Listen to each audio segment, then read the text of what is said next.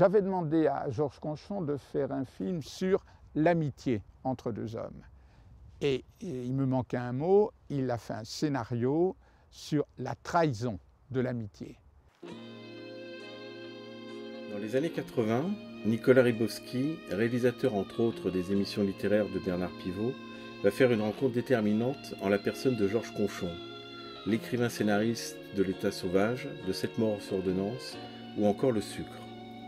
De cette amitié va naître ce petit bijou de film noir, Une affaire d'homme, avec Jean-Louis Trintignant dans le rôle d'un promoteur immobilier soupçonné du meurtre de sa femme et Claude Brasseur dans le rôle de son ami flic qui va s'acharner à prouver son innocence. Tous deux ont une passion commune, c'est le vélo. Et c'est le point de départ de ce film hors norme. À la fois thriller manipulateur, précis de géométrie ou fable à la Bouvard et Pécuchet, Une affaire d'homme et surtout le constat implacable d'une amitié trahie et de ses dommages collatéraux. Attention, derrière sa facture très classique se cache peut-être bien le secret le mieux gardé du cinéma français. En tout cas, un film beaucoup plus féroce qu'il n'en a l'air.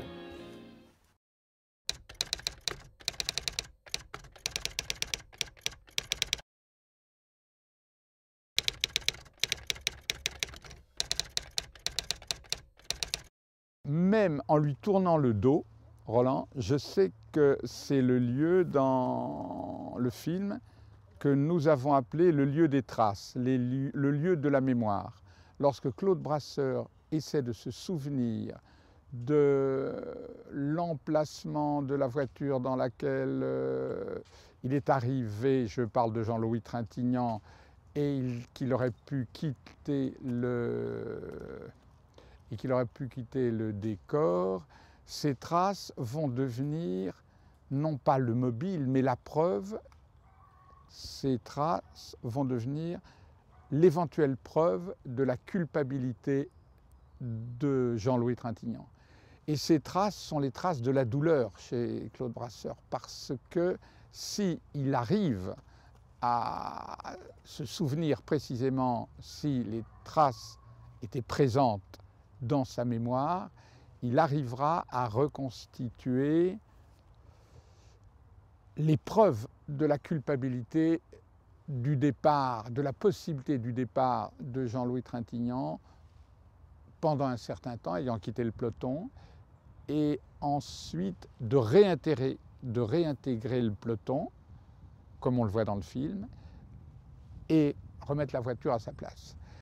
C'est une construction de Georges Conchon complètement digne du pays horloger, tellement c'est Patek Philippe, quoi. On est vraiment dans un très beau mécanisme de suspense et de douleur.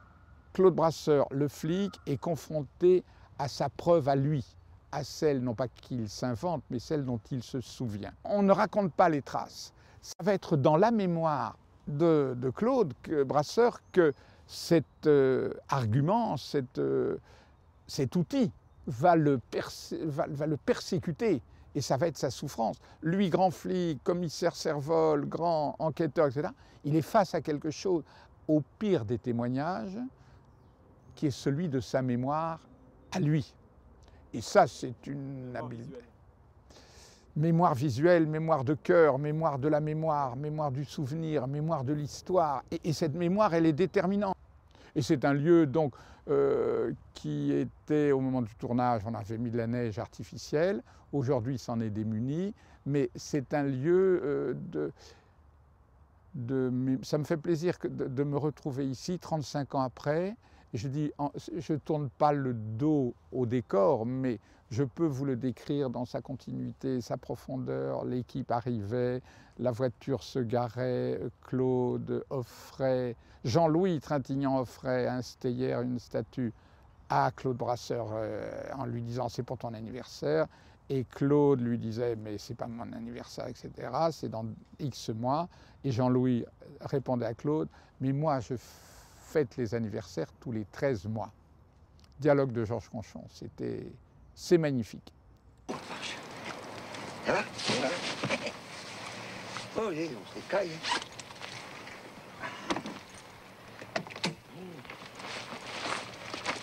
Ça a piqué. Jacques, hein?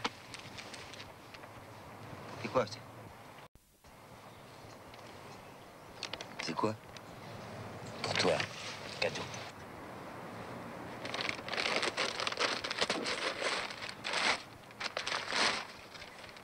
Oh merde. Mais t'es fou, hein? Tu te ressembles, je trouve. T'es vraiment fou, toi. Anniversaire. Anniversaire de qui? De nous deux, de notre première rencontre. C'est avant Noël. Tu te gourres, ça fait plus d'1 an. Et alors? Moi, je souhaite tes anniversaires tous les 13 mois. À nos âges, tu verras, on y gagne. Je me souviens que j'avais dit à Vladimir Cosma, il faut, comme souvent dans les films d'Hitchcock, une musique du diable. Ce n'est pas une musique qui doit illustrer, ce n'est pas une musique qui doit nous éveiller, c'est une musique qui doit nous-mêmes nous... C'est... Comment il s'appelle le musicien de Herman? Et je me souviens avoir entendu, on peut entendre les films d'Hitchcock musicalement.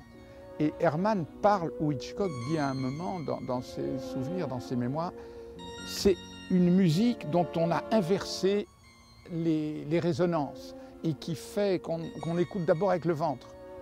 Il y a une sensation musicale. Donc c'est vrai que Cosma a fait une musique efficace là-dessus. Mais on l'avait bien aidé au tournage quand même, parce qu'il avait bien compris que les traces étaient ce qui allait déterminer une partie de l'histoire et de sa conséquence, de sa résonance. Au moment de la préparation, donc, Jean-Louis me dit, mais après lecture du scénario, est-ce qu'il est coupable ou est-ce qu'il n'est pas coupable? Et je me souviens lui avoir répondu, mais pas insolemment, tu fais comme tu veux. C'est un rôle de cinéma. Et on fait pas, l'histoire ne montre rien de sa culpabilité, rien de son innocence. C'est quelqu'un qui peut être victime d'une rumeur, désigné comme un présumé coupable, et il n'y a rien à jouer, mais ce qu'il y a à jouer est tellement intime, secret, rien ne doit se voir. À chaque fois que je vois Jean-Louis dans ce film, je me régale de sa performance. C'est pas un jeu radio, c'est pas il est coupable ou pas coupable. Et la réponse que j'ai faite à Jean-Louis, elle était risquée.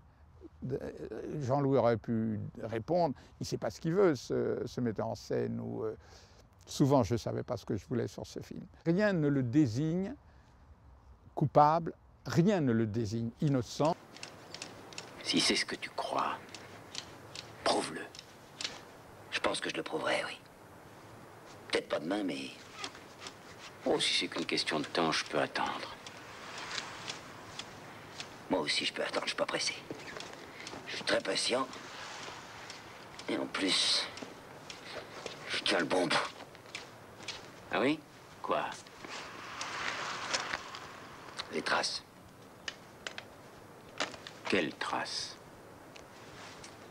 Les traces de ta bagnole dans la neige. Enfin, les traces de vent. Il y en avait? Oui. Tu les as vues? Ah oui. Ah. Alors d'accord, ça c'est capital. Si je suis reparti, il n'y a pas de doute, je l'ai tué. Tu peux le prouver. Qu'il y avait des traces, non? Dommage. Lorsque Jean-Louis Trintignant dit « prouve-le », il est en train de penser « tu ne le prouveras pas ». C'est presque un film sur le mensonge, la dissimulation, mais c'est peut-être aussi un film ni sur le mensonge, ni sur la dissimulation. C'est une articulation d'un diabolisme efficace et secret. Et ça permettait non seulement à Claude Brasseur de se poser la question, mais à nous, spectateurs, en même temps que lui, d'être... dire, mais ces traces, je les ai vues ou je ne les ai pas vues?